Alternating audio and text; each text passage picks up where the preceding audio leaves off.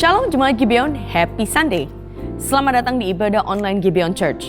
Damai sejahtera dan sukacita Tuhan kita Yesus Kristus beserta kita semua. Saya ingin menyambut bagi Anda yang baru pertama kali bergabung bersama dengan kami secara online. Welcome. Di sini bukan tempat untuk orang sempurna, tetapi kita semua terus disempurnakan oleh kasih karunia yang ada di dalam Kristus.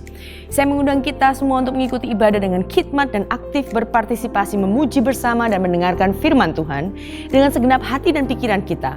Bila Roh Kudus dan firman Tuhan mengubahkan kita semakin serupa dengan Dia. Selamat mengikuti ibadah dan Tuhan Yesus memberkati.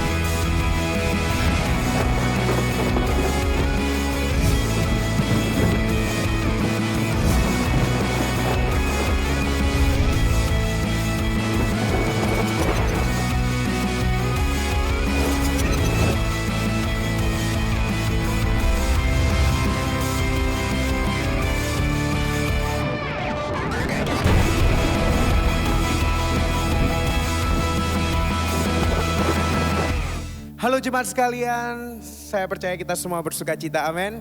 Sebelum kita memuji Tuhan, mari kita membaca ayat di 1 Petrus 1 ayat 3-6.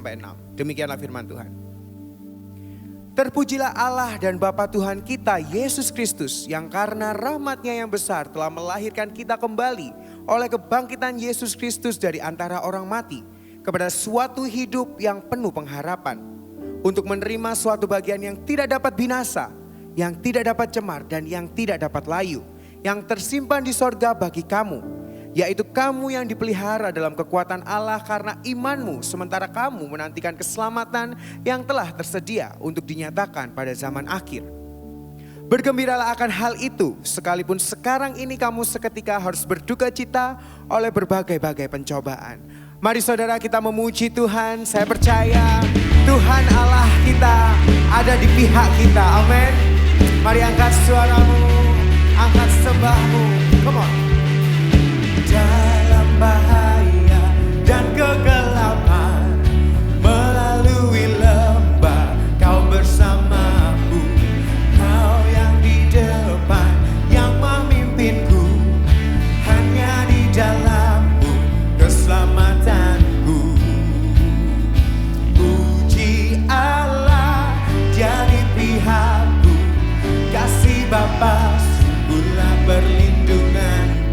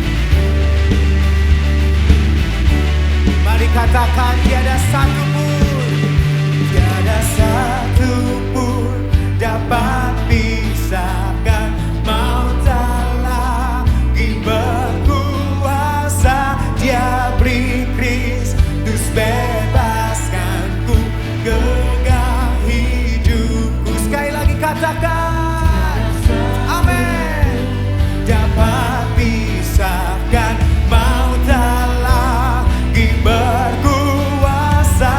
Dia beri Kristus bebaskanku, pegang hidupku. Puji Allah jadi pihakku, kasih Bapa sungguhlah perlindunganku.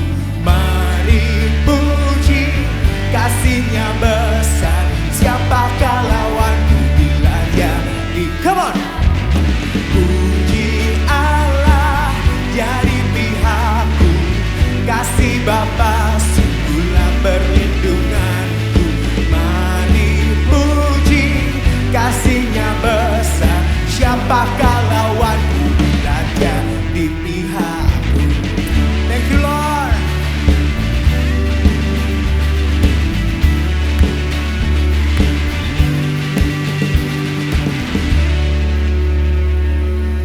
Hari ini kita memasuki minggu yang ke-46 Katekismus Reformasi. Saya akan membacakan pertanyaannya lalu kita akan menjawabnya bersama-sama.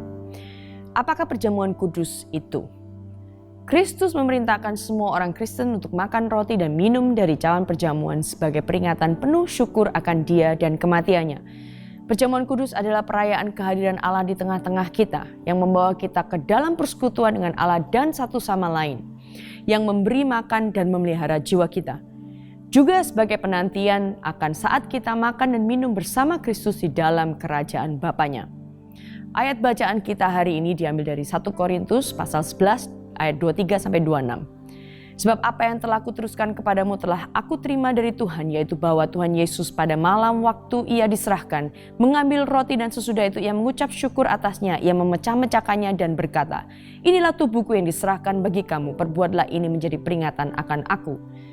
Demikian juga Ia mengambil cawan sesudah makan lalu berkata, cawan ini adalah perjanjian baru yang dimateraikan oleh darahku. Perbuatlah ini setiap kali kamu meminumnya menjadi peringatan akan aku. Sebab setiap kali kamu makan roti ini dan minum cawan ini, kamu memberitakan kematian Tuhan sampai Ia datang. Perjamuan kudus adalah tanda dan materai perjanjian yang menunjukkan dan meneguhkan bahwa janji Allah yang berharga itu di dalam Yesus Kristus menyatakan bahwa Dialah Allah kita dan kitalah umat pilihannya. Di dalam perjamuan kudus kita memperingati dan merayakan kehadiran Allah dan bersekutu dengan Dia. Kita juga menerima makanan yang memelihara iman dan jiwa kita, dan melalui perjamuan kudus kita menantikan kemuliaan yang akan datang. Jadi ada 4 arti dari perjamuan kudus. Yang pertama, kita memperingati akan perjamuan Tuhan, the Lord's Supper, di saat sebelum Tuhan Yesus diserahkan untuk disalibkan. Saat itu Yesus memberitakan kepada murid-muridnya akan kematiannya di atas kayu salib dan juga kedatangannya kembali. Roti dan anggur, tubuh dan darah Yesus yang adalah representasi dari korban perjanjian.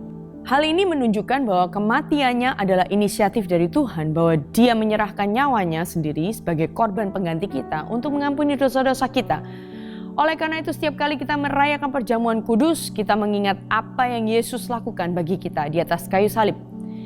Yang kedua, perjamuan kudus juga merayakan kehadiran Allah. Bukankah luar biasa bahwa kita diundang masuk untuk duduk di meja Tuhan? Kita yang berdosa dan memberontak tetapi beroleh anugerah. Dalam Kejadian 3, manusia jatuh dalam dosa dengan memakan buah pengetahuan baik dan jahat yang merupakan pemberontakan kita kepada kekudusan Allah. Adam dan Hawa terbuang jauh dari hadapan Allah karena dosa-dosa itu. Namun sekarang melalui pengorbanan Yesus kita diundang dan beroleh akses kepada meja perjamuan Allah. Ketika Yesus berkata, ambillah dan makanlah, inilah tubuhku dan darahku. Yesus telah membalikkan perkataan iblis di Taman Eden itu. Di meja Tuhan inilah reuni kita dengan Allah, perayaan kehadirannya di tengah-tengah kita. Ketiga, perjamuan kudus adalah sebuah persekutuan antara Allah dan umatnya. Melalui perjamuan kudus kita tidak hanya menikmati persekutuan dengan Allah secara pribadi, tapi juga secara korporat bersama umat Tuhan lainnya. Selain kita dipersatukan dengan Allah melalui Kristus, kita juga dipersatukan olehnya dengan semua orang yang beriman yang ada di dalam Dia. Kitalah tubuh Kristus sebagai gerejanya, persekutuan orang-orang percaya. Akhirnya, yang keempat, perjamuan kudus adalah sarana kasih karunia, means of grace, yang memberi makanan rohani, yang memelihara iman dan jiwa kita. Ini adalah salah satu cara meneguhkan dan menguatkan iman kita sehingga kita terus bertumbuh di dalam pengenalan kita akan Tuhan kita. Perjamuan kudus juga merupakan penantian kita akan kedatangannya yang kedua kalinya di dalam kemuliaannya yang sempurna. Suatu hari nanti akan ada perjamuan kawin anak domba Allah. Ketika itu kita akan duduk bersama-sama dengan Dia, bersama dengan saudara seiman kita lainnya di dalam kemuliaannya. Betapa sukacita dan indahnya datang kepada meja Tuhan. Saat ini mari kita sama-sama merenungkan dengan datang dengan sikap pertobatan kepada Tuhan. Mungkin saat kita mendengarkan katekismus ini Anda diingatkan kembali akan apa yang Yesus telah lakukan dan Anda mungkin sudah merasa jauh dari Dia. Saat ini datang kepadanya dengan pertobatan. Biarlah darahnya membasuh semua dosa-dosa kita. Biarlah kita dikuatkan dan mendapatkan kepastian akan pengampunan dosa kita. Sehingga bila kita datang kepada meja Tuhan di perjamuan kudus, kita pun bisa mengambilnya dengan ucapan syukur akan apa yang Dia lakukan dan genapi. Saya beri waktu sejenak untuk saudara datang kepada Dia dalam pertobatan.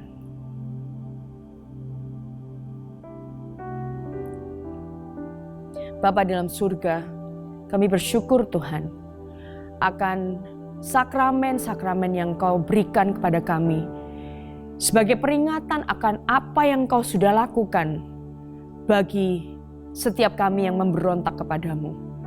Kami bersyukur Tuhan melalui perjamuan kudus kami diingatkan akan karyamu di atas kayu salib, darahmu dan tubuhmu yang hancur dan tercurah buat kami yang membasuh dosa kami.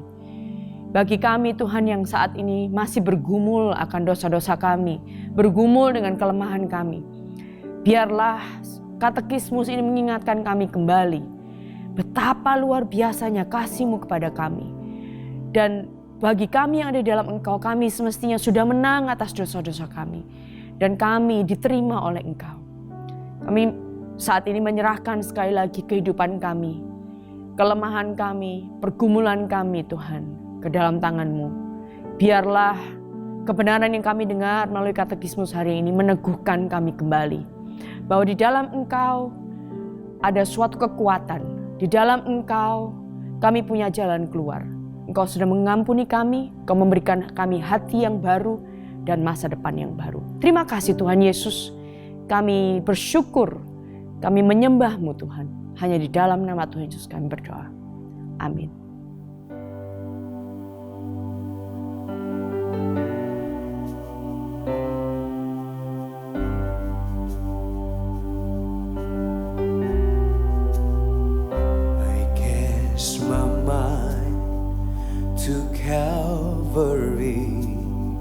Where Jesus bled and died for me, I see His wounds, His hands, His feet, my Savior on that cursed tree. His body bound and drenched in tears, they laid Him down in Joseph tomb, the entrance sealed by heavy stone, Messiah still and all alone. Oh, praise the name of the Lord our God. Oh, praise His name forevermore. For endless days we will sing your praise. Oh Lord, oh Lord our God. And on the third and break of time, the Son of Heaven rose again. Oh, trample death, where is your sting? The angels roar for Christ the King. Oh, praise the name. Oh, praise the name of the Lord our God. Oh, praise His name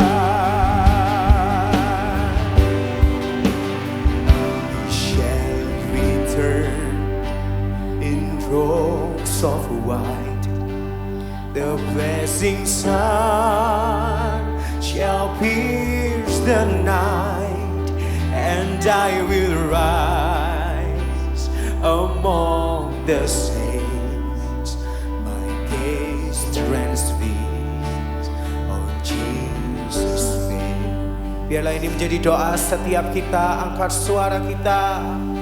Oh, praise the name of the Lord our God. Oh, praise His name forevermore. For endless days we will sing your praise. Oh Lord our God. Oh, praise the name.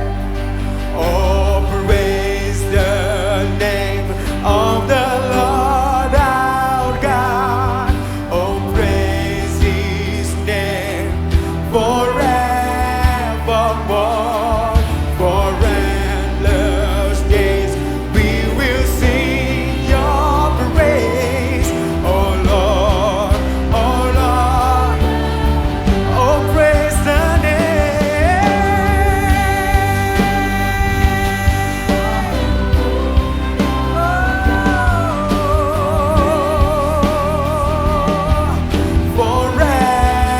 forevermore.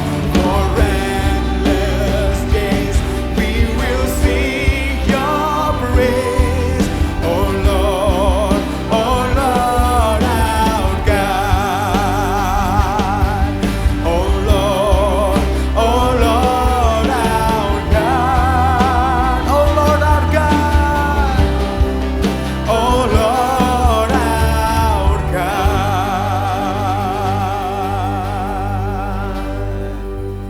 Oh Lord our God. Terima kasih Tuhan.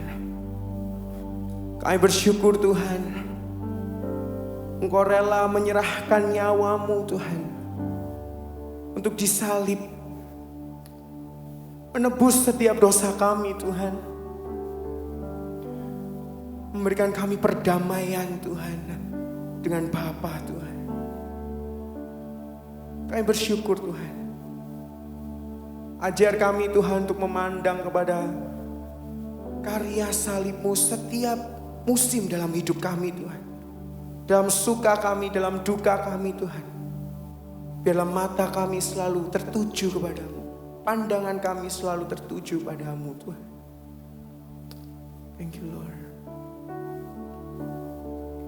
Pandanglah pada Yesus, pandanglah wajah mulianya.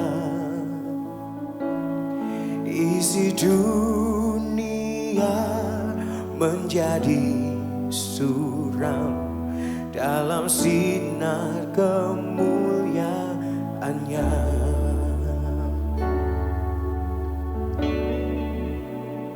Mari saudara, sama-sama kita angkat suara kita. Kita pujikan dengan segenap hati kita. Pandang pada bukitnya, kasih-Nya telah dinyatakan.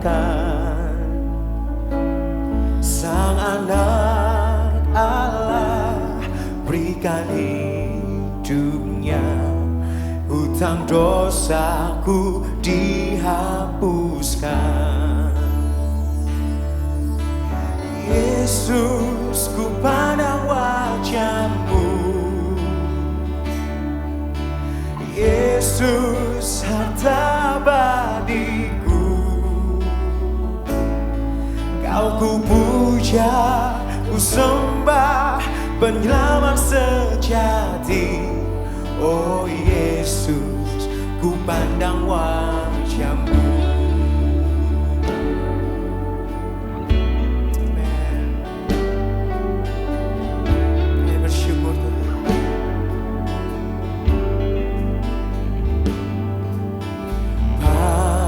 Pandang pada paginya, lihatlah Kristus yang bangkit. Hari yang mulia mau dikalahkan. Sekarang Dia hidup di dalamku. Yesus, Yesus, ku pandang wajah-Mu. Amin. Yesus, harta abadiku. Oh, Kau ku puja, ku sembah, penyelamat sejati. Oh Yesus, ku pandang wajah-Mu.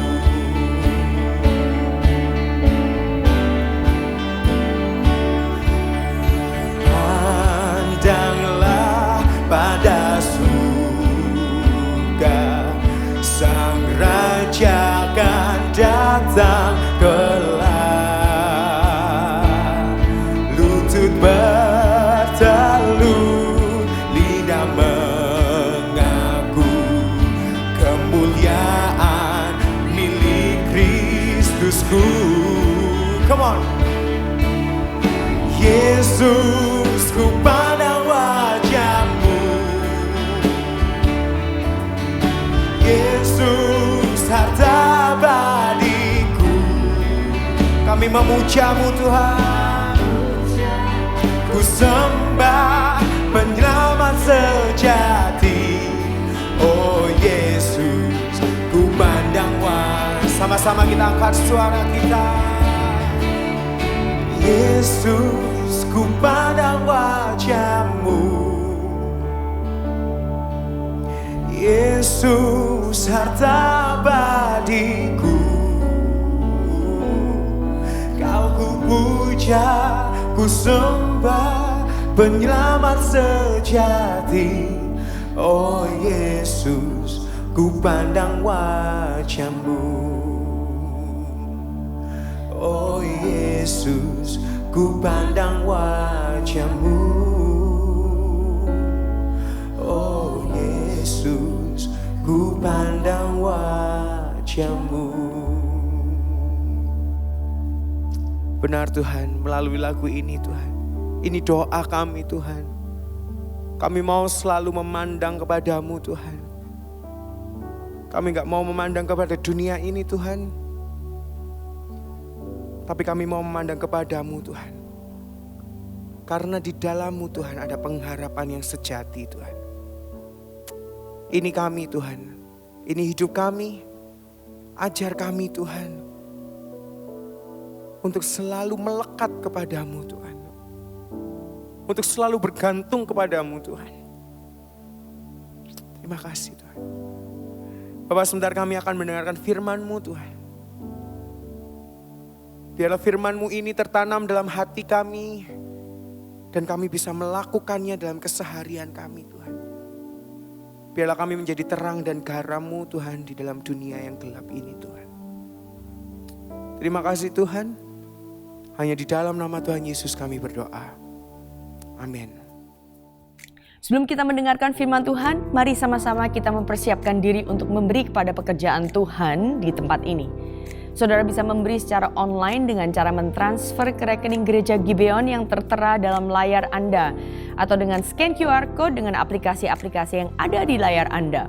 Motivasi kita memberi bukanlah supaya kita diberkati, tetapi kita memberi karena kita sudah diberkati berlimpah melalui kasih karunia dan keselamatan yang ada di dalam Kristus Yesus, serta penyertaan Tuhan yang senantiasa ada dalam hidup kita. Mari kita memberi dengan sukacita. Mari kita berdoa. Bapa di surga, kami bersyukur untuk segala berkat yang kami boleh terima, baik secara jasmani maupun rohani dalam setiap hari Tuhan. Kami tahu bahwa penyertaan-Mu, pemeliharaan-Mu sungguh nyata dalam kehidupan kami. Saat ini kami bersyukur kami bisa diberi kesempatan untuk memberi secara online Tuhan, dan juga secara financial untuk pekerjaanmu di tempat ini. Kami berdoa Tuhan, biarlah segala sesuatu yang kami berikan Tuhan, Engkau sendiri yang pakai untuk melayani banyak orang, komunitas di sekitar kami.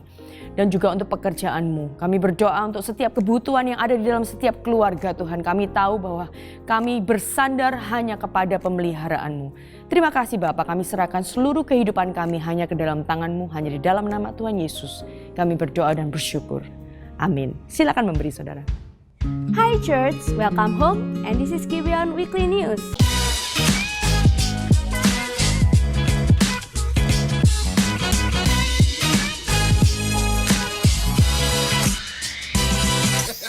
Minggu depan, tanggal 22 November, Gibeon Church tidak mengadakan ibadah on-site.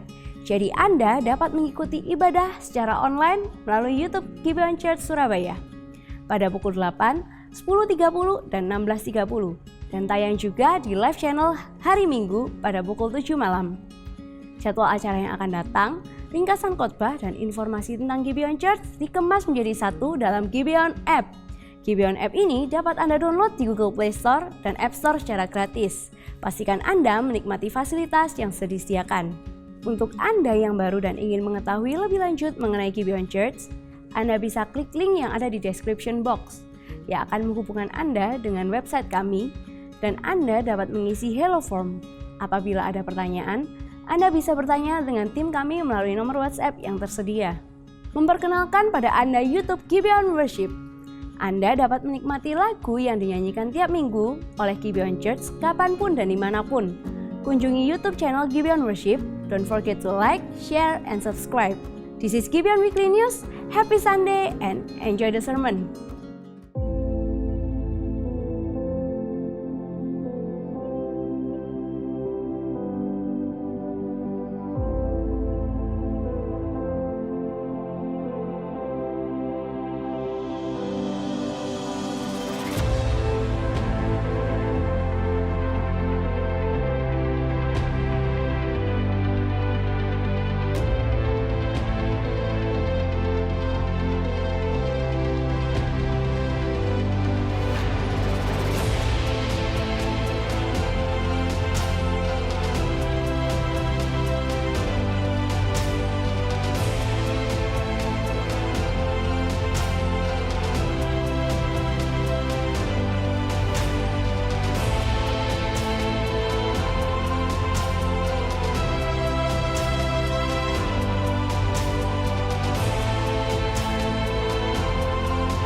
Hari ini saya begitu rindu untuk menerima Yesus lagi ke dalam hidupku sebagai juru selamat. Dan ini melakukan pernyataan iman oleh saya untuk saya bisa semakin hidup serupa dengan Kristus sendiri.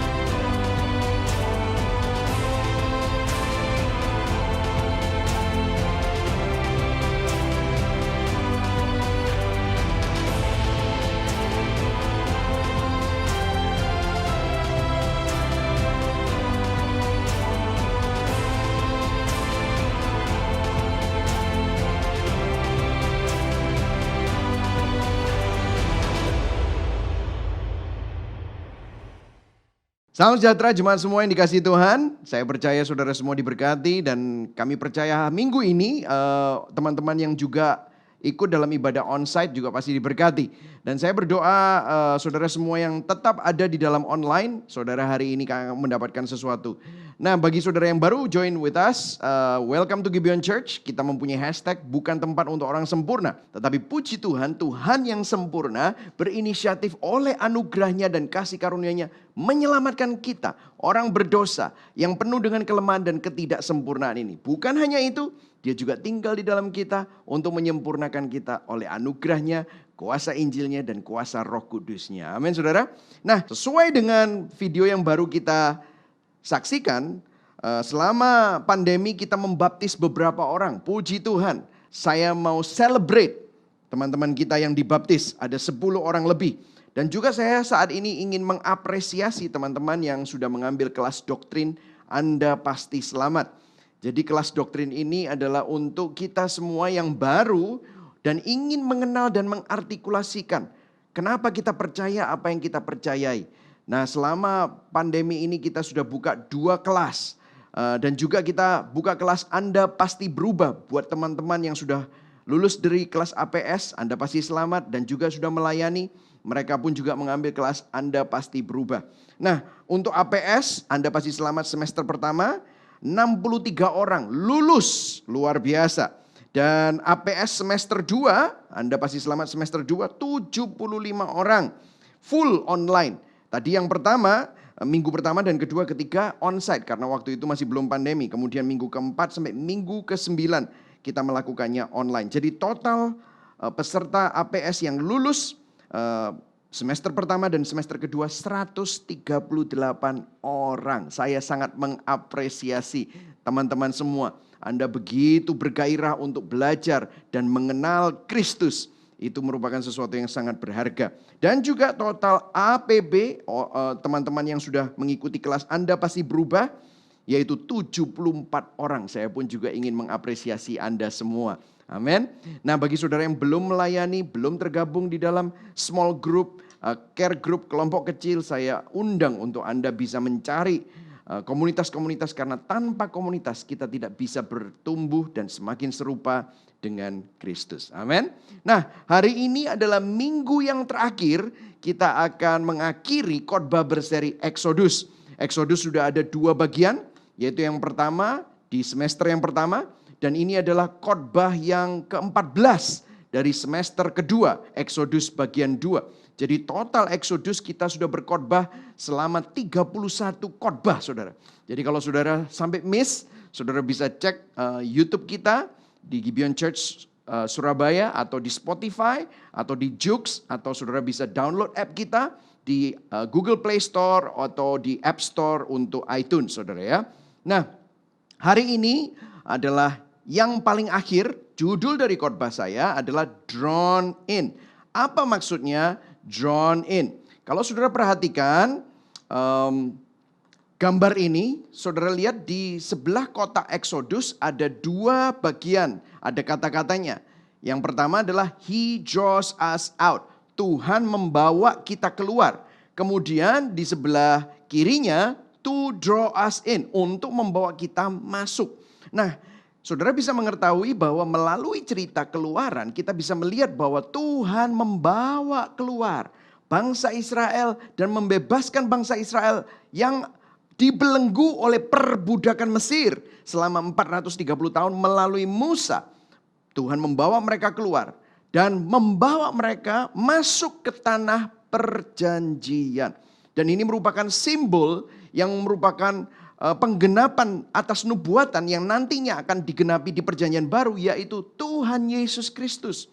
Yaitu Musa yang sempurna membawa kita semua yang ada di bawah perbudakan kutuk dosa dan maut untuk keluar dari perbudakan dosa tersebut. Nah, kita yang dibawa keluar ini mau dibawa masuk kemana?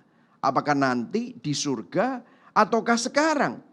Bagaimana kebenaran Injilnya? Nah, itu yang akan saya beritakan hari ini. Teks kita adalah Keluaran 40 hari ini. Nah, saya nggak akan baca semua, tapi make sure saudara membacanya semua. Dari ayat 1 sampai ayat yang ke-38. Dan poin saya ada 3 hari ini. Yang pertama adalah makna awan kemuliaan Tuhan memenuhi kemah tabernakel. Maknanya apa? Kemudian 2, makna Injilnya, the gospel connection. Dan yang ketiga, aplikasi Injilnya atas hidup kita saat ini. Amin, saudara ya. Nah, kita akan membacanya bersama-sama. Saya akan minta saudari Grace untuk membaca Keluaran 40 ayat 33 sampai 38. Keluaran 40 ayat 33 hingga 38. Didirikannya tiang-tiang pelataran sekeliling kemah suci dan mesbah itu, dan digantungkannya tirai pintu gerbang pelataran itu. Demikianlah diselesaikan Musa pekerjaan itu. Lalu awan itu menutupi kemah pertemuan dan kemuliaan Tuhan memenuhi kemah suci. Sehingga Musa tidak dapat memasuki kemah pertemuan sebab awan itu hinggap di atas kemah itu dan kemuliaan Tuhan memenuhi kemah suci. Apabila awan itu naik dari atas kemah suci, berangkatlah orang Israel dari setiap tempat mereka berkemah. Tetapi jika awan itu tidak naik, maka mereka pun tidak berangkat sampai hari awan itu naik. Sebab awan Tuhan itu ada di atas kemah suci pada siang hari, dan pada malam hari ada api di dalamnya. di depan mata seluruh umat Israel pada setiap tempat mereka berkemah. Berbahagialah orang yang mendengar firman Tuhan, memeliharanya dalam hatinya, dan melakukannya di dalam hidupnya. Amin. Nah saudara, kalau kita melihat masa depan, itu studi menurut sekolah Alkitab, kata-kata teologinya adalah eskatologi. Kalau kita memandang masa depan, maksudnya nanti kalau bumi ini kiamat, itu ada 3 pandangan kira-kira ya. Ada 3 pandangan. Yang pertama, jadi saya ingin memberikan saudara sedikit overview sebelum kita memulai masuk ke dalam poin khotbah saya.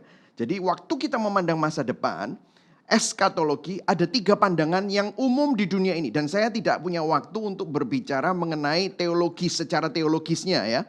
Ada pandangan-pandangan eskatologi yang lain. Saya nggak punya waktu untuk itu, tapi ini hanya general saja. Yang pertama adalah kita dikelilingi oleh masyarakat yang percaya, yang orang-orang yang tidak percaya Tuhan, atau agnostik, atau ateis, mereka percaya bumi tanpa surga. Dunia sekarang, apalagi kebudayaan barat, bahkan di kebudayaan timur, banyak sekali orang-orang yang tidak percaya di afterlife. Dunia hidup seperti ini. Kenikmatan dunia adalah satu-satunya yang menjadi tujuan hidup. Makanya banyak orang hidup untuk hedonisme. Makanya ada tulisannya namanya YOLO, you only live once, ya toh. Jadi makanya orang, wah kalau besok kita mati mendingan kita menikmati, makan, minum, bergembira, pesta pora. Udahlah, kalau mati kan sudah nggak ada kenikmatan. You only live once, ya. Jadi ini adalah mayoritas kecenderungan dunia. Makanya saudara mungkin di Indonesia aja ada yang bilang begitu kan, muda foya-foya, tua kaya raya. Kalau ada surga, mati masuk surga. Nah ini kan, ini seperti itu. YOLO, you only live once. Semboyan banyak orang. Lakukanlah apa yang kamu mau, kamu cuma hidup sekali. Oh kalau bosan sama istri, ikutilah naluri seksualmu. Oh bosan sama suami, ikuti saja naluri cintamu. Kalau ingin sesuatu, kejar. Apapun harganya, yang penting kamu happy. Wah ini ya. Bumi tanpa surga. Ini adalah kecenderungan zaman dan budaya kita masa sekarang. Film-film Hollywood atau pop culture, lagu-lagu yang populer dan apa yang in memaksakan cara pandang model seperti ini. There is no afterlife. Tidak ada kehidupan setelah kematian. Hidup kita ya cuman sekarang ini. Nah yang kedua adalah surga tanpa bumi. Nah ini pengertiannya begini. Oh bumi kita ini makin lama makin menuju kepada kebinasaan. Betul saudara. Satu hari bumi ini akan dibumi hanguskan oleh Tuhan. Kiamat hancur lebur. Dan sebelum itu maka para orang-orang yang percaya kepada Tuhan akan diangkat di awan-awan. Dan tidak ada lagi bumi. Dan kita akan bersama dengan Kristus. Kita akan bersama dengan Tuhan. Masuk surga. Surganya enggak tahu di mana. Tetapi yang jelas tidak ada di bumi. Nah ini adalah pandangan yang kedua saudara ya. Nah tetapi apakah betul Alkitab berbicara tentang hal itu? Nah kalau sampai bumi ini sebenarnya di bumi hanguskan menurut teori-teori itu. Maka sebenarnya iblis menang. Kenapa? Karena Taman Eden itu diciptakan di bumi. Awalnya adalah keindahan, kesempurnaan yang Tuhan ciptakan. Masih ingat Tuhan waktu menciptakan seluruh alam semesta dan bumi beserta isinya, dia bilang apa? Di hari yang ke-7, sungguh amat baik setelah dia menciptakan manusia. Sebelum dia menciptakan manusia, amat baik. Setelah dia ciptakan manusia, sungguh amat baik. Artinya semua yang diciptakan Tuhan sempurna dan amat baik. Nah kalau sampai bumi hanguskan, nggak ada yang namanya pemulihan atas apa yang sudah rusak karena dosa. Hanya manusianya saja. Lah buminya bagaimana? Nah kalau begitu kan berarti seakan-akan iblis menang. Karena buminya hancur gitu. Paling tidak yang amat baik tadi sudah dihancurkan sama iblis. Seakan-akan menang. Nah kalau kita lihat ada pandangan yang ketiga. Yang ketiga adalah surga di bumi. Nah disinilah kita perlu tahu bahwa sebenarnya kalau kita cek semua yang Alkitab katakan, Alkitab berbicara banyak mengenai pemulihan nanti. Jadi kalau saudara lihat Alkitab itu dibagi 4 bagian. Creation, kejadian 1 sampai kejadian 2. Creation, penciptaan. Fall, kejatuhan, kejadian 3 sampai kejadian 11. redemption, penebusan, yaitu Kejadian 12 sampai Yesus Kristus, sampai Pentakosta. Itu ada yang di dalam redemption, ada renewal, ada perjanjian baru, ada kelahiran baru. Sampai nanti kalau kita lihat di Wahyu, kita akan melihat restoration atau consummation. Di mana apa yang dulunya sempurna di Eden yang sudah rusak karena dosa, tetapi karena karya keselamatan, karya penebusan Tuhan yang digenapi di dalam Yesus Kristus, itu akhirnya menemukan puncaknya di saat pada waktu kita menerima kembali pemulihan. Bukan hanya sebagai orang-orang yang percaya yang menerima tubuh kemuliaan, tetapi juga langit baru dan bumi baru, di mana bukan hanya manusianya yang menerima pemulihan secara jasmani juga, tetapi juga ada langit baru dan bumi baru. Nah, amin saudara ya. Nah, coba saudara, kenapa kok saya harus jelaskan ini? Banyak yang berpikir, ngapain sih pastor 31 minggu dari 1 tahun, yang ada 52 minggu. Kita ngomong Keluaran, kenapa sih? Nah saudara, itulah sebabnya saya jelaskan ini. Kenapa? Karena begini saudara, kita sekarang ada di dalam masa yang tidak menentu. Kita ada di dalam masa-masa sulit. Itulah sebabnya kita perlu kitab Keluaran membantu kita mengubah cara pandang kita. Untuk menggunakan lensa Alkitabiah, menggunakan cara pandang Tuhan. Saudara, cara pandang Tuhan itu beda sama manusia. Saya kasih contoh saudara, kalau saudara ada di sebuah tol atau di sebuah jalan, saudara nggak bisa lihat apa yang terjadi di depan sana saat macet, betul ya saudara? Apa yang terjadi? Saudara nggak bisa tahu. Saudara hanya bisa cek suara Surabaya kalau saudara di Surabaya, atau mungkin radio-radio yang menyiarkan mengenai apa yang terjadi di traffic. Saudara nggak tahu, tetapi kalau saudara punya drone, saudara dibawa untuk drone itu pergi, dan saudara bisa lihat, oh cuman tinggal 1 kilometer lagi, ini habis ini akan lancar, jadi sabar aja. Saudara, kita perlu mempunyai cara pandang yang berbeda. Saat ini kita melihatnya pandemi, saat ini kita melihatnya masalah, saat ini saudara mungkin melihatnya tubuhmu sakit, saat ini saudara melihatnya saat ini banyak sekali yang menjadi masalah dalam hidup Anda dan pergumulanmu itu besar. Tetapi pada waktu Anda mengenakan kacamata dan cara pandang Alkitab, cara pandang Injil, tiba-tiba saudara dibawa untuk naik keluar dari masalahmu, untuk melihat ke depan, melihat apa yang ada di depanmu. Karena semua yang ada di dalam dunia ini fana, akan menuju kepada kebinasaan. Saudara mengerti? Itulah sebabnya kalau saudara belajar kitab Keluaran, itu akan mengubah cara pandangmu. Kenapa kok kita belajar tentang desain tabernakel? Coba bayangkan, desain tabernakel ini apa maksudnya? Kalau kita perhatikan, Keluaran adalah buku kedua dari Pentateuch, 5 buku, yaitu 5 buku hukum Taurat, yaitu apa? Kejadian, Keluaran, Imamat, Bilangan, Ulangan. Maka kita sudah belajar beberapa minggu yang lalu, Tuhan ingin tinggal di tengah umatnya. Tuhan ingin tinggal bersama dengan umatnya yang gara-gara di Kejadian itu rusak, gara-gara dosa, dia ingin tinggal lagi di tengah-tengah umatnya. Dan kita bisa melihat bahwa kitab Keluaran adalah gambar denah biru rencana penebusan Tuhan atas umatnya yang berdosa. Itulah sebabnya pada waktu Tuhan memberikan instruksi kepada Musa untuk membuat tabernakel, dia ingin membawa Eden, Taman Eden dikembalikan ke dunia. Di mana? Di tabernakel Musa. Segala sesuatu di tabernakel itu dimaksudkan untuk mengkomunikasikan bahwa Tuhan sedang membuat Eden, Taman Eden dekat kembali dengan umatnya. Dia membawa kita kembali kepada keindahan hidup bersama dengan Tuhan. Saat dia merancangnya bahwa kita hidup, bangsa Israel hidup untuk kemuliaan Tuhan. Itu loh saudara. Jadi itulah sebabnya kalau saudara melihat ada 3 cara memandang masa depan, saya berdoa supaya saudara mempunyai cara pandang yang ketiga, bahwa satu hari nanti semua akan dipulihkan bersama-sama dengan Tuhan. Yang setuju katakan amin. Amin. Nah, kita masuk ke poin saya yang pertama, oke? Nah, kita akan melihat poin saya yang pertama adalah makna awan kemuliaan Tuhan memenuhi kemah tabernakel. Nah, saya akan langsung baca mulai ayat 33b. Coba saudara baca ya, yang kuning. Demikianlah diselesaikan Musa pekerjaan itu. Stop dulu di situ. Saudara lihat pekerjaan apa itu? Yaitu pekerjaan pembangunan tabernakel. Semuanya ditaruh persis sesuai dengan instruksi yang diberikan kepada Musa. Dibangunlah semuanya itu. Dibangunlah mesbah, dibangunlah bejana pembasuhan, dibangunlah semua tiang-tiangnya, kemahnya untuk ruang kudus, ruang maha kudus. Semuanya dibangun. Bagaimana tabut perjanjian juga ditaruh di ruang maha kudus. Semuanya.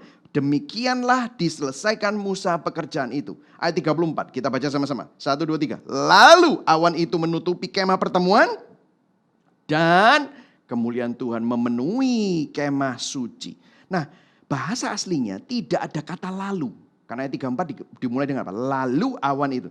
Malah berkonotasi ke arah awan itu langsung menutupi kemah pertemuan. Dan kemuliaan Tuhan langsung memenuhi kemah suci. Dari sini terlihat ada suatu emosi. Jadi Tuhan sangat ingin. Jadi maksudnya begini, maknanya dibaliknya adalah Tuhan sangat ingin kembali bertabernakel dengan umatnya. Tuhan yang berinisiatif. Jadi seakan-akan Tuhan tuh gini, oke Musa, gue udah gak sabar nih, ingin kembali bersama-sama dengan engkau. Oke, kamu udah taruh bejana pembasuhan, kamu udah taruh mesbahnya, kamu udah taruh lampu menorahnya, kamu udah taruh meja roti, kamu udah taruh mesbah ukupan, kamu udah taruh ruang maha kudus, ya ada tirainya, kamu udah taruh tabut perjanjian di sana. Oh, kamu sudah bikin pagarnya, ya tirainya sudah berdiri.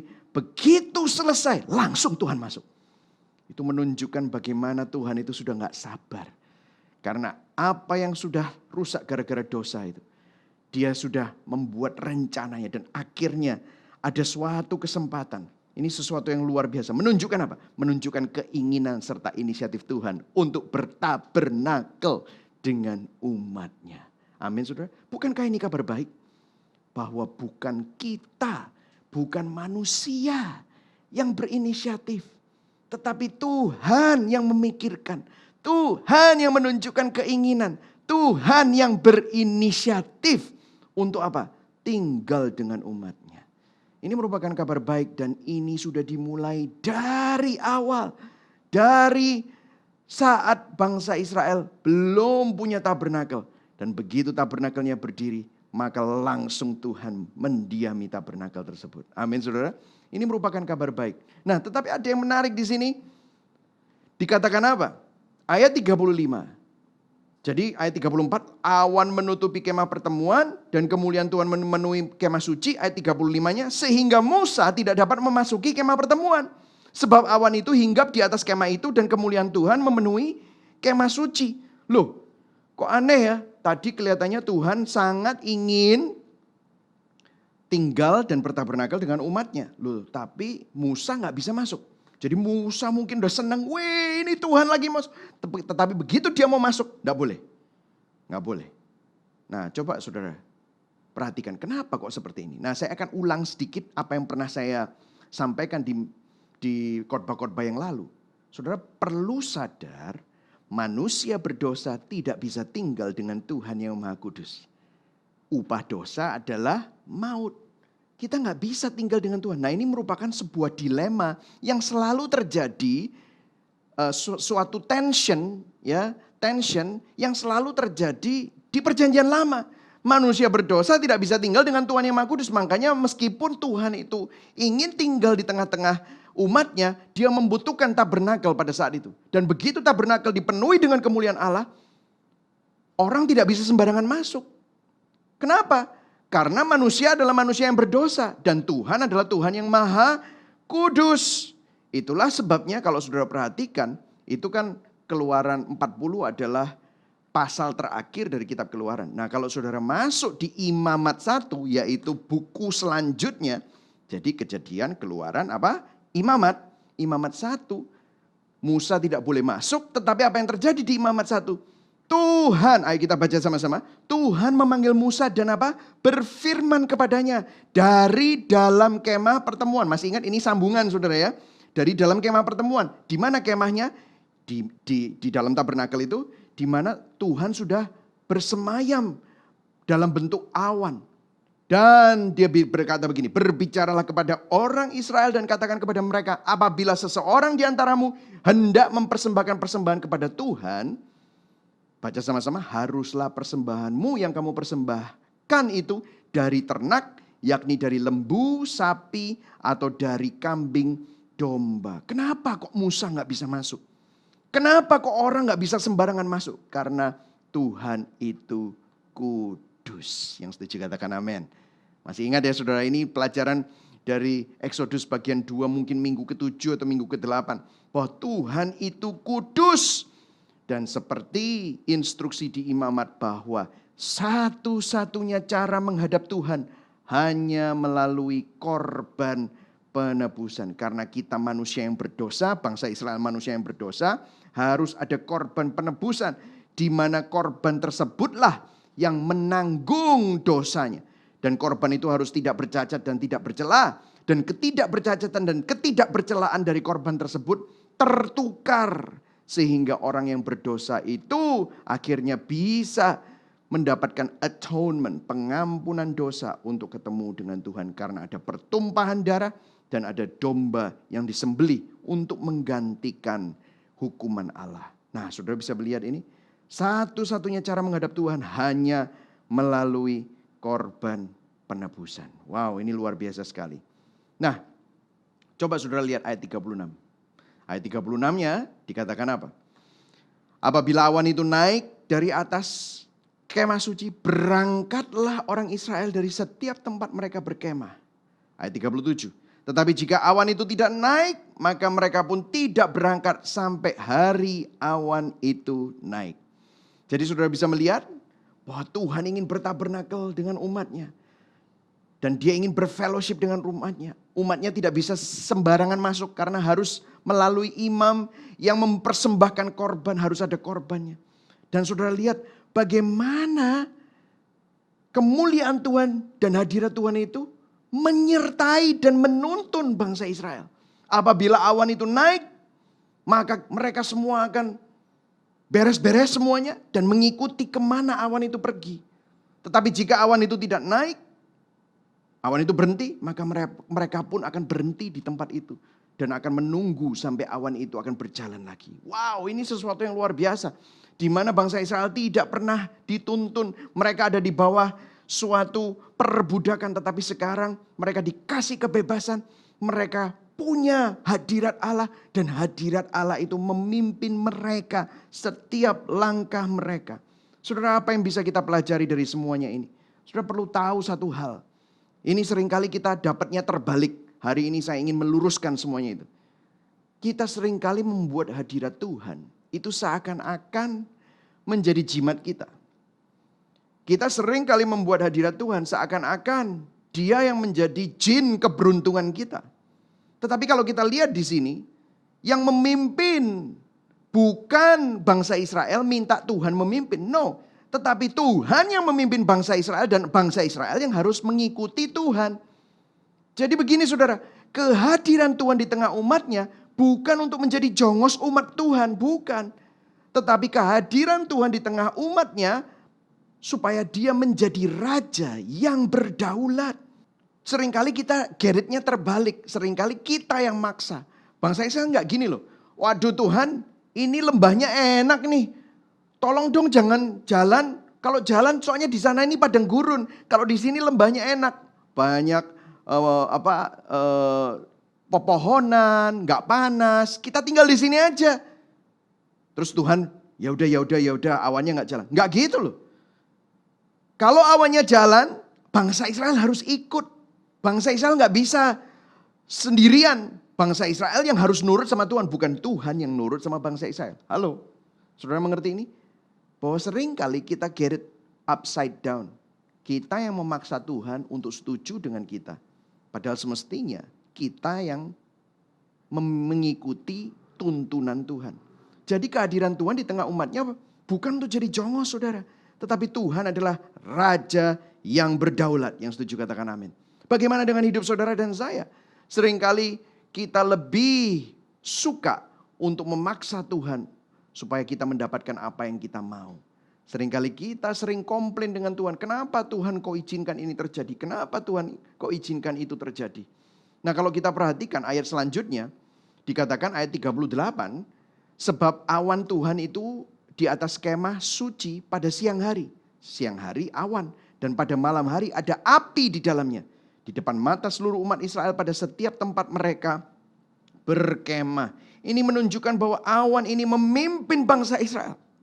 Awan ini menuntun, melindungi, tinggal bersama-sama dengan bangsa ini.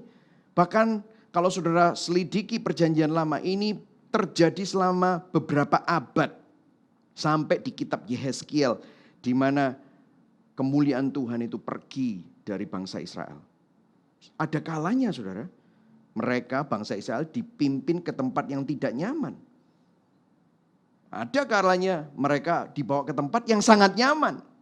Tetapi bukan ketidaknyaman tempatnya yang menentukan apakah mereka itu mau tinggal di sana atau tidak. Tetapi kemana Tuhan memimpin bangsa itu.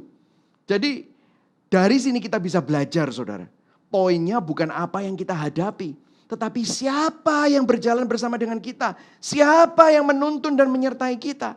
Kalau saudara dan saya sadar bahwa Tuhan berdaulat atas hidup kita. Dialah sang raja. Dialah yang berdaulat atas setiap aspek kehidupan kita. Apapun yang diizinkan Tuhan terjadi. Selama saudara tahu bahwa Dia bersama dengan saudara dan saya. Maka kita tidak perlu takut. Karena Allah bekerja dalam segala sesuatu untuk mendatangkan kebaikan dalam hidup saudara dan saya. Yang setuju katakan amin. Amin saudara. Jadi hari ini saya berdoa biarlah melalui ini. Saudara melihat bahwa rencana untuk Tuhan menyertai saudara. Itu sudah ditunjukkan dari sejak zaman Musa. Sejak zaman bangsa Israel keluar dari tanah Mesir.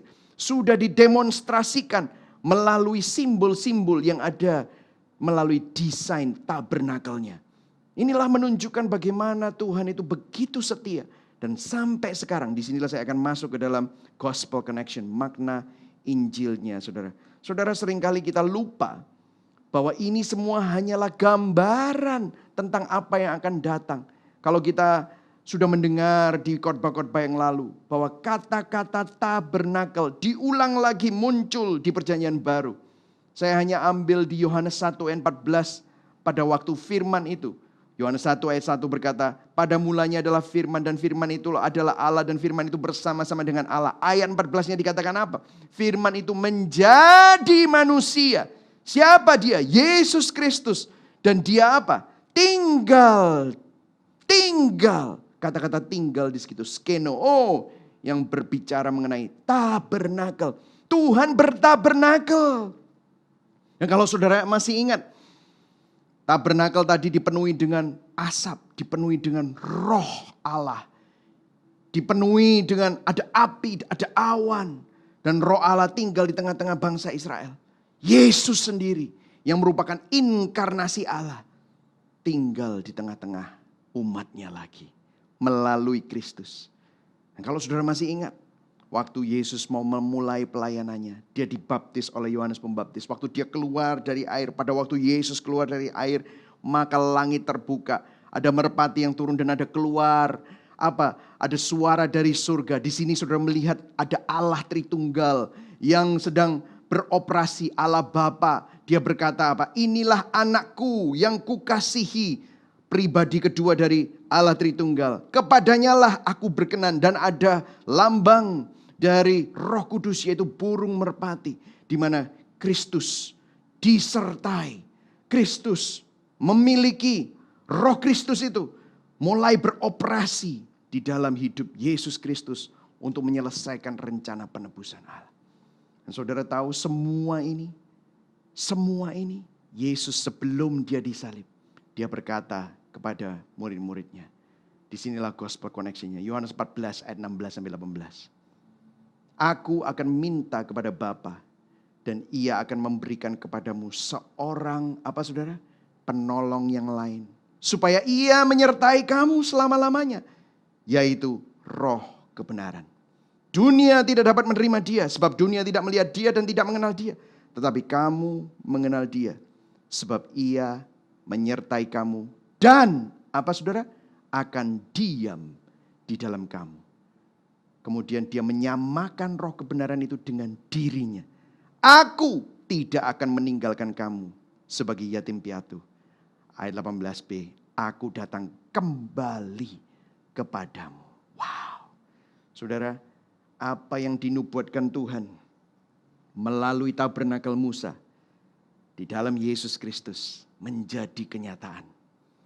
Karena hadirat Tuhan itu ada di depan mereka. Dan kemudian Yesus bilang, I will not be here anymore. Aku akan naik ke surga. Tetapi jangan takut. Karena aku manusia, aku cuma hanya bisa ada di satu tempat. Tapi waktu aku naik ke surga, aku akan mengirimkan roh penolong. Yaitu roh yang sama yang ada di dalam aku. Dan bahkan ayat 18 bilang, aku tidak akan meninggalkan kamu. Jadi dia menyamakan dirinya. Karena ini merupakan satu, 3 pribadi, satu hakikat. Tritunggal. Allah yang esa. Ini luar biasa. Dan aku tidak akan meninggalkan kamu sebagai yatim piatu. Aku akan datang kembali kepadamu. Kalau sudah perhatikan pada Pentakosta. Kisah para Rasul 1 ayat 8. Tetapi kamu akan menerima kuasa kalau Roh Kudus turun ke atas kamu. Dan kamu akan menjadi saksiku di Yerusalem, di seluruh Yudea dan Samaria dan sampai ke ujung bumi. Dari peristiwa ini, Pentakosta, sekali pada waktu Roh Kudus dicurahkan, murid-murid Yesus, para rasul, diberi kuasa. Mereka dilahirkan kembali, dilahirkan baru, sehingga mereka mempunyai kuasa. Mereka tidak lagi ada di bawah kutuk dosa dan maut. Sehingga mulai Pentakosta, semua orang dimampukan percaya. Kalau mereka bisa percaya, itu karena kuasa Roh Kudus. Bukankah ini sesuatu yang merupakan kabar baik bahwa saudara dan saya dimampukan oleh Tuhan. Tuhan yang datang, Tuhan yang memberikan engkau iman, Tuhan yang memberikan engkau kemampuan untuk percaya kepadanya. Jadi di sini kita bisa melihat apa arti kata-kata drawn in. Tuhan bukan hanya membawa kita keluar dari perbudakan dosa dan maut, tapi juga membawa kita masuk ke dalam persekutuan yang paling intim dengan hadiratnya. Kita memiliki persekutuan, kita memiliki penyertaan yang paling dekat. Saudara, tidak ada tempat yang lebih dekat dengan Tuhan. Karena saudara dan saya memiliki Roh Kudus. Karena saudara dan saya memiliki Roh Kristus. Dari mana saya tahu? 1 Korintus 3:16 kita baca sama-sama. 1, 2, 3. Tidak tahukah kamu bahwa kamu adalah bait Allah dan bahwa Roh Allah diam di dalam kamu. Saudara dan saya adalah bait Roh Kudus. Ini merupakan kabar baik, saudara. Saya senang sekali mendengar ini. Saya senang sekali, hati saya bersuka cita. Kenapa? Karena kita tidak perlu pergi ke sebuah tempat, lokasi untuk ketemu dengan hadirat Tuhan. Kita tidak perlu mempersembahkan korban lagi untuk ketemu dengan hadirat Tuhan. Kita tidak perlu ketakutan lagi untuk ketemu dengan hadirat Tuhan. Sekarang hadirat Tuhan itu dibuka aksesnya. Hadirat Tuhan itu diberikan kepada setiap orang yang percaya. Ada suatu persekutuan. Waktu Yesus berkata sudah selesai. Apa yang terjadi? Tirai yang memisahkan antara ruang kudus dan ruang maha kudus sobek dari atas ke bawah. Dulu apa yang terpisah antara manusia berdosa dengan Tuhan sudah dijembatani melalui karya Yesus Kristus. Saudara ada di tempat yang paling dekat. Saudara tidak bisa lagi lebih dekat daripada hadirat dan kehadiran Tuhan. Karena melalui Roh Kudusnya, saudara dan saya menjadi bait Allah. Karena Roh Allah tinggal di dalam kita. Jadi hari ini, saudara tidak perlu harus memanggil-manggil Tuhan supaya dia datang. Barang siapa yang ada di dalam Kristus, dia adalah ciptaan yang baru. Yang lama sudah berlalu, yang baru sudah datang. Artinya, roh pembaharuan, roh kebenaran, Roh Kudus itu ada di dalam kita semua. Yang setuju katakan amin.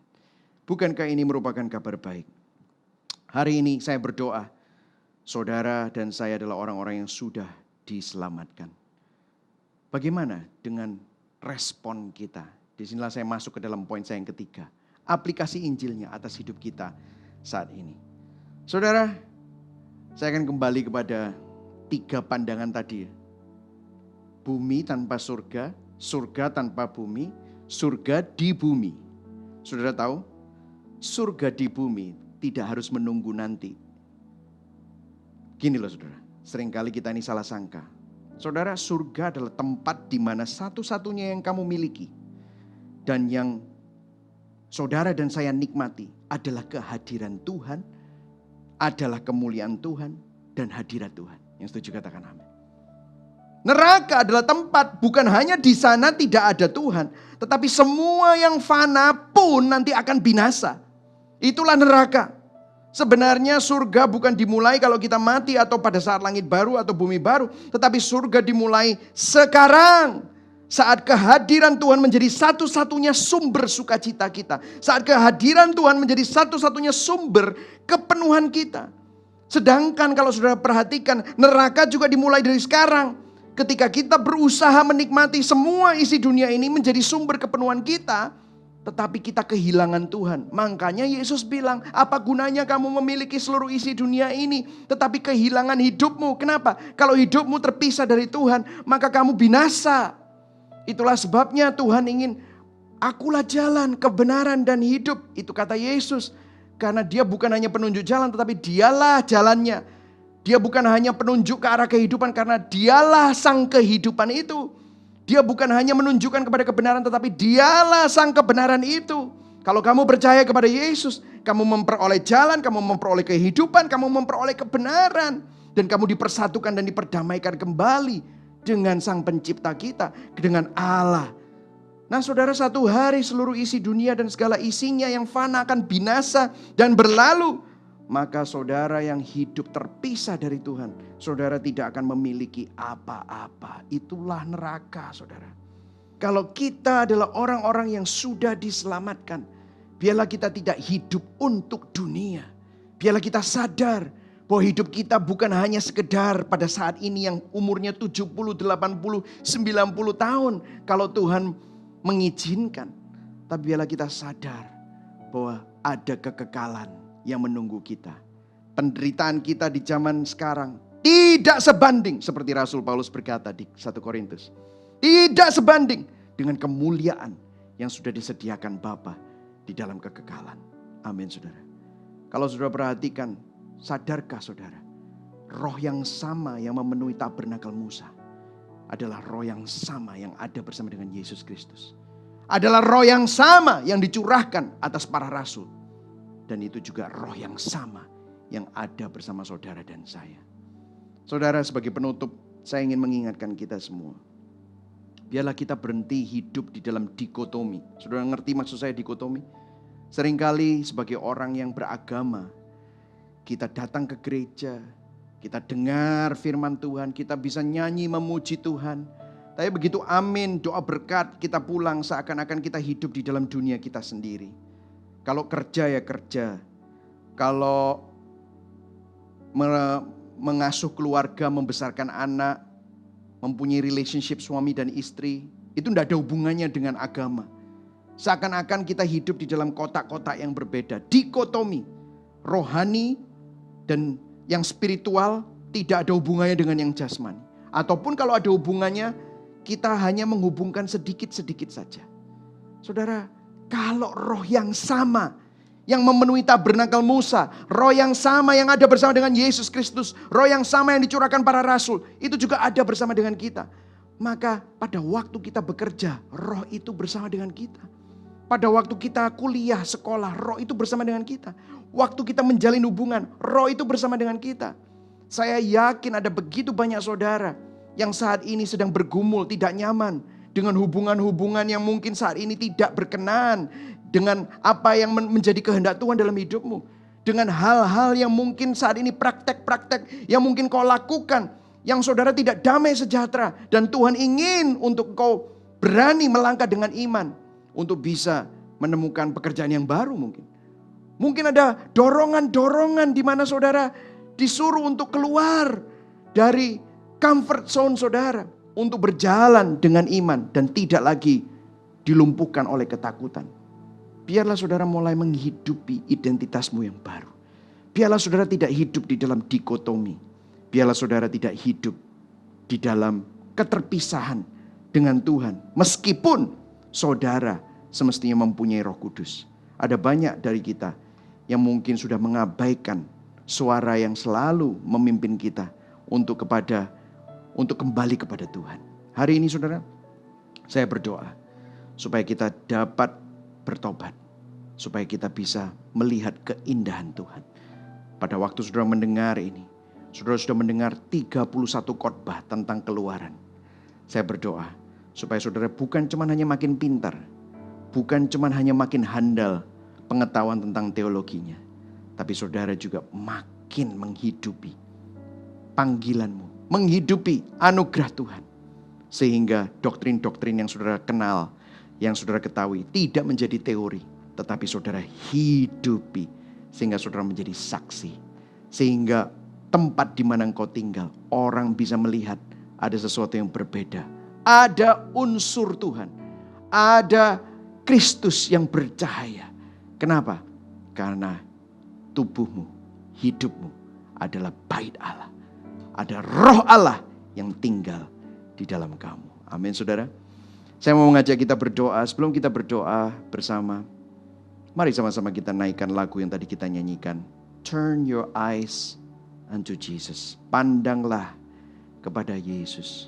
Pada saat engkau memandang kepada Yesus, berhenti dan mengalihkan perhatianmu dari masalahmu, dari pergumulanmu, dari semua ambisi-ambisimu, ambisi-ambisi untuk mengejar hal-hal yang fana. Pada saat kau melihat kepada kemuliaan salib Kristus, kemuliaan Kristus, rencana penebusan Allah di dalam Kristus, di sana kemuliaan kasih karunia-Nya bersinar sehingga yang lain menjadi suram. Mari sama-sama kita nyanyikan lagu ini.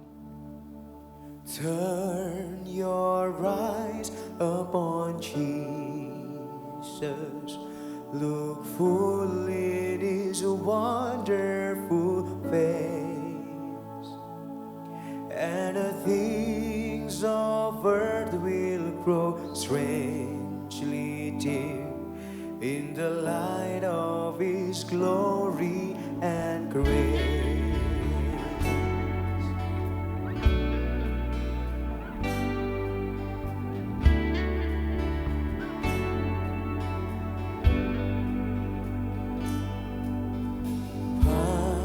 Pandanglah pada Yesus, pandanglah wajah mulia-Nya.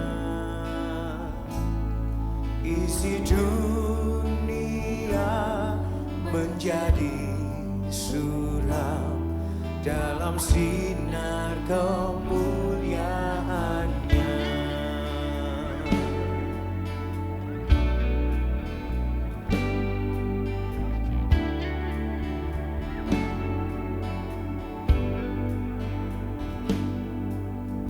Pandang pada paginya,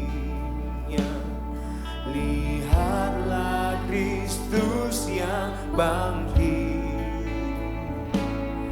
Hari yang mulia, maut dikalahkan. Sekarang Dia hidup di dalamku. Hari yang mulia, maut dikalahkan. Sekarang Dia hidup di dalamku. Tuhan Yesus, kami mengucap syukur hari ini. Kami ditegur, hamba-Mu ditegur, kami diingatkan. Supaya hari ini kami ingat bahwa rencana penebusan-Mu itu sudah Kau rancangkan sebelum dunia dijadikan. Roh yang sama yang memenuhi tabernakel Musa, roh yang sama yang ada bersama dengan Yesus Kristus, roh yang sama yang dicurahkan atas para rasul, itu bersama dengan kami semua. Ampuni kami Tuhan, seringkali kami mengabaikan. Kami berpikir bahwa penyertaan-Mu adalah jimat bagi kami. Kami menjadikan Engkau jongos. Kami menjadikan Engkau sarana dan alat untuk mendapatkan apa yang kami mau. Saat ini Tuhan kami bertobat. Saat ini Tuhan kami akui semua kebobrokan kami. Tapi terima kasih kuasa Injil yang mengingatkan kami. Keindahan Kristus. Bahwa rencanamu melalui desain tabernakel. Melalui kitab Keluaran. Melalui kitab Imamat. Itu semua digenapi di dalam perjanjian baru melalui Kristus. Itu semua diaplikasikan melalui Pentakosta. Di mana kami semua, kalau kami hari ini bisa percaya kepadamu, itu bukan kehebatan kami. Tetapi semata-mata karena karya Roh Kudus-Mu. Semata-mata karena kasih karunia kebaikan-Mu. Biarlah kami sadar semua yang kami miliki itu adalah titipan-Mu Tuhan. Waktu kami, masa muda kami, keluarga kami, pasangan yang sudah Kau percayakan bagi kami, pekerjaan yang Kau berikan bagi kami, sumber daya yang Kau percayakan pada kami, itu bukan milik kami Tuhan. Biarlah kami bisa menghidupi identitas kami di dalam-Mu Tuhan. Biarlah kami hidup untuk kemuliaan-Mu. Kami tidak egois, kami sadar bahwa semua yang ada di dunia ini fana, sementara. Biarlah kami memiliki pikiran biblical worldview. Ubah cara pandang kami Tuhan. Terima kasih Tuhan. Kami berdoa biarlah Injil yang kami beritakan dan kami dengar hari ini bisa menjadi suatu kebijaksanaan dalam hidup kami. Dan mendorong kami. Kasih-Mu mendorong kami untuk kami menghidupi panggilan-Mu. Terima kasih Tuhan. Mari sama-sama saudara. Arahkan hati dan tangan kita kepada Dia yang menyelamatkan, memelihara dan menopang kita. Tuhan memberkati engkau dan melindungi engkau. Tuhan menyinari engkau dengan wajah-Nya dan memberikan engkau kasih karunia. Tuhan menghadapkan wajah-Nya kepadamu dan memberikan engkau damai sejahtera. Kiranya Tuhan memberkatimu sehingga dalam keadaan apapun engkau tetap berharap, engkau tetap bersukacita, engkau tetap rest dalam damai sejahtera Shalom Kristus. Sehingga dunia di sekelilingmu melihat bahwa ada unsur Kristus, ada karya Kristus yang sempurna itu menjadi nyata dalam hidupmu. Kiranya Allah Bapa, Allah Putra dan Roh Kudus selalu melingkupimu, menyertaimu dan memampukanmu untuk berjalan dari sekarang sampai selama-lamanya. Yang percaya sama-sama katakan amin. Tuhan Yesus memberkati. I will see you soon. Terima kasih Anda telah beribadah bersama dengan kami hari ini. Doa kami bahwa iman kita semua dikuatkan dan dibangun oleh Injil, sehingga kita menjadi pelaku-pelaku firman dalam kehidupan kita sehari-hari. Dan terang Injil itu bersinar menjadi saksi bagi orang lain. Apapun musim hidup kita dan keadaan kita, saya berdoa bahwa kita meletakkan pengharapan kita bukan pada dunia ini, tapi hanya kepada kebenaran yang ada di dalam Kristus Yesus dan firman-Nya. Dan mungkin bagi Anda yang pertama kali bergabung dan ingin mengetahui lebih lanjut tentang siapa kami, atau Anda tertarik untuk digembalakan, Anda bisa mengunjungi website kami di www.gibeon.church. Jangan lupa tanggal 29 November kita akan ada ibadah onsite lagi jam 10.30 pagi. Daftarkan diri Anda di website atau app Gibeon Church. And I will see you soon. God bless you.